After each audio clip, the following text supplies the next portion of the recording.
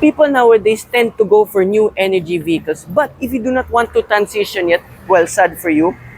Kidding aside, there's a lot of choices still out there, especially in the compact crossover segment. Here we have the 2025 MG1. And sorry, this is an old joke already, but I'm late to the party. This could be the one for you. The MG1 is a very aggressive looking crossover with this large grille to match, and everything here is like a gray trim. It's not the chrome bits one, like example in the MG GT Sport, for example. You have a ground clearance of 170 millimeters, and these are running on 225, 50, and 19 series tires, which is very big for this category.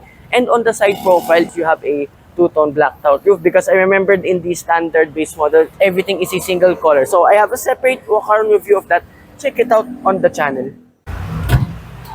Applying this 2025 MG1, so this is a pretty unique crossover because you have gas struts. So we have here your industry standard 1.5 liter turbocharged 4-cylinder engine, but this is much more powerful than usual because you have 170 horsepower and 275 Newton meters of torque, mated to a CVT transmission, and the acceleration time of this is still at an impressive 8.8 seconds from 0 to 100 kilometers per hour, just 3/10 shy of that of the GT Sport. So I expect this MG1 to be a very fun crossover to drive.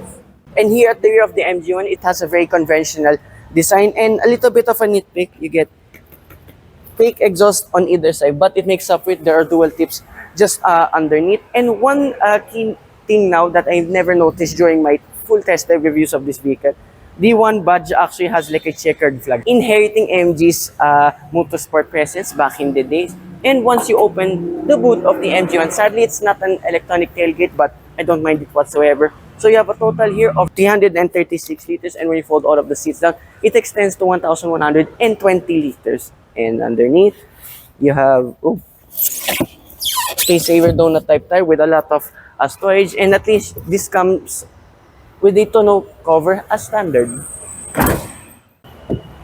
And once again, we are here in the interior of this MG1. Fun fact, this is the exact car I've driven almost a year ago during the 2024 Manila International Auto Show. So it's kind of like visiting an old friend once again.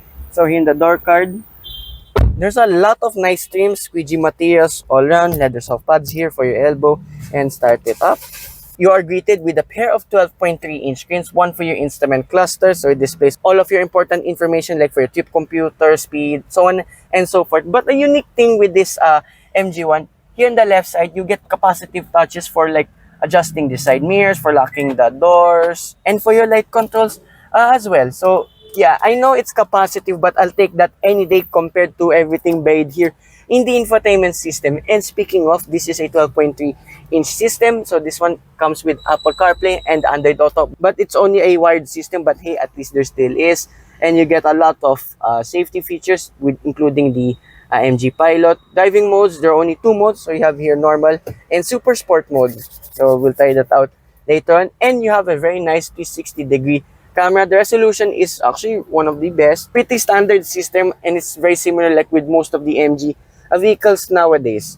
And further down, again, capacitive touches here for your climate controls, a home button, and way further down, 2 air conditioning vents, wireless charging pad, and here in the center console itself, you get 2 cup holders with a tray, and then buttons here for your parking stuff, hill descent control, engine start stop button, and one of the fanciest, largest, and most unique looking gear shifts I've ever seen. It even has the one embossment, and underneath you have an extra cubby space along two with one of each Type A and Type C USB ports, and center console box aligned with leather. There's a cooling function just inside, just handy for putting all your drinks as such. And the seats here, very nice and very soft, and surprisingly a lot of bolstering with this MG1. So I am expecting again for this to grip me once I'm driving this spiritedly. And up above here, you get your light controls, and as well for the panoramic sunroof that stretches all the way to the rear seats. Visor vanity mirror with LED light. Don't extend, but at least you have a ticket clip holder. And like my previous MG Landau, the MG3, this has as well your very square-ish steering wheel, but it's really fancy to the touch, and you get your usual controls here for your instrument cluster and for your adaptive cruise control. And finally, here at the rear seats, so Sorry for the sleepers. This is why a lot of people recommend this MG1 because of the space overall. Yeah, you have a large lump here with the front seats itself, but still doesn't hamper the knee room, the feet room, and my headroom too up above. Despite the sunroof, again, there's a lump here. So I think around 6-footers would be just safe here. Here in the door card, pretty much the same like the ones in front. Behind both front seats, you have triple map pockets on either side. It's not like some other cars there in general that only has the triple pockets on one side only. At least good to know that this has equipped on both seats. And in the middle, you get 2 air conditioning vents, 1 Type A USB port, and a cubby space. The seats here pretty much the same like the ones in front. Very firm but very still comfortable to sit in. And you have a central armrest with 2 cup holders along 2 with flimsy grips on them. Again, the quality of this MG1 is top-notch, among one of the better MGs that I tried out as well. And if I see it here in the middle, there's just like a wheel of a transmission tunnel. So putting your feet and sitting a third person is very much doable here at the rear.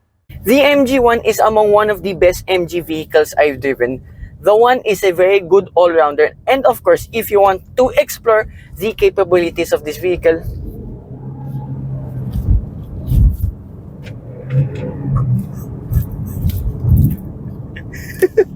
yep, this MG1 can deliver. Performance aside, the MG1 could be your ideal daily because it's peppy, it's quiet, and it's comfortable.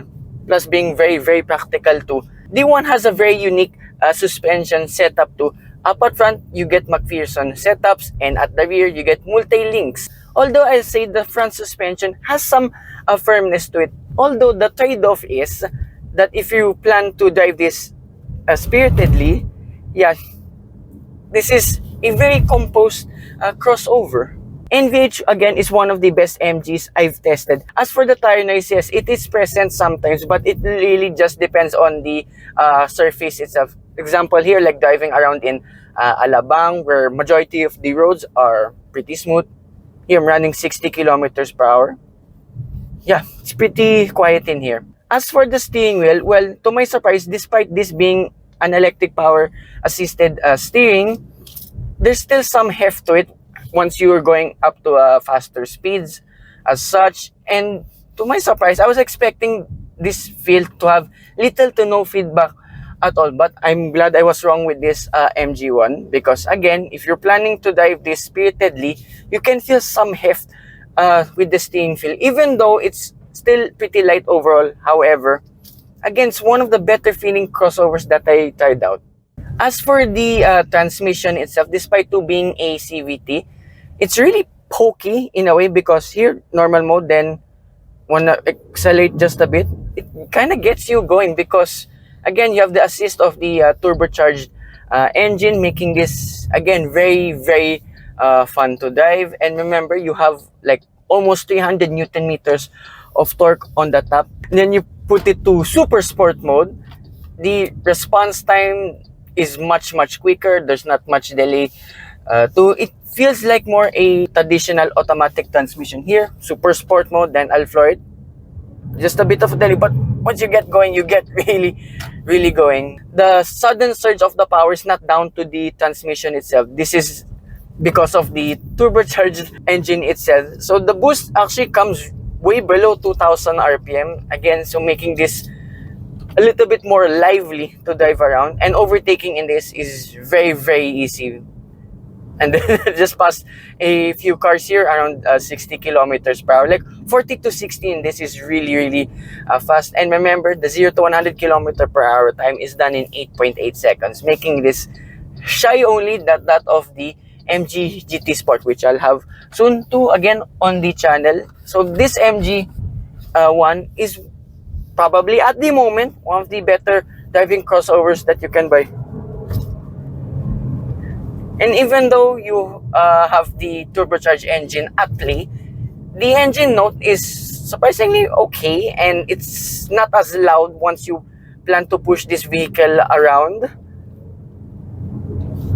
And the brakes too, it's a bit of a firm pedal, but again, it feels really planted.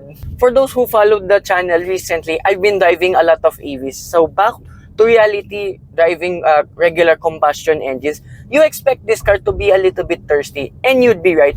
Only if the traffic conditions are really, really bad. So, for example, just driving at EDSA at rush hour time. So the worst I got was around 7 to 8 kilometers per liter. Not bad, again, for a very powerful turbocharged engine. Highway driving, you can max out at around 15.6 kilometers per liter. But I was able to do a full eco run. You can stretch this out almost to 20 kilometers per liter.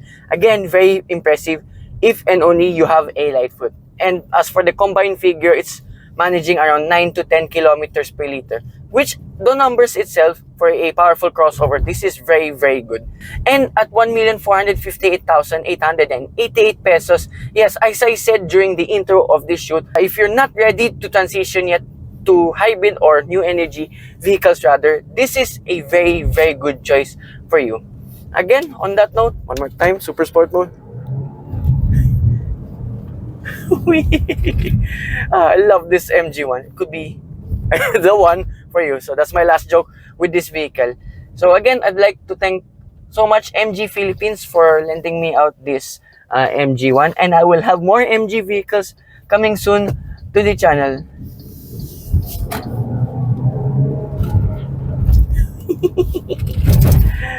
What a car. Again, hope you guys like and subscribe, and I will see you again with more MG reviews coming right up. Bye-bye.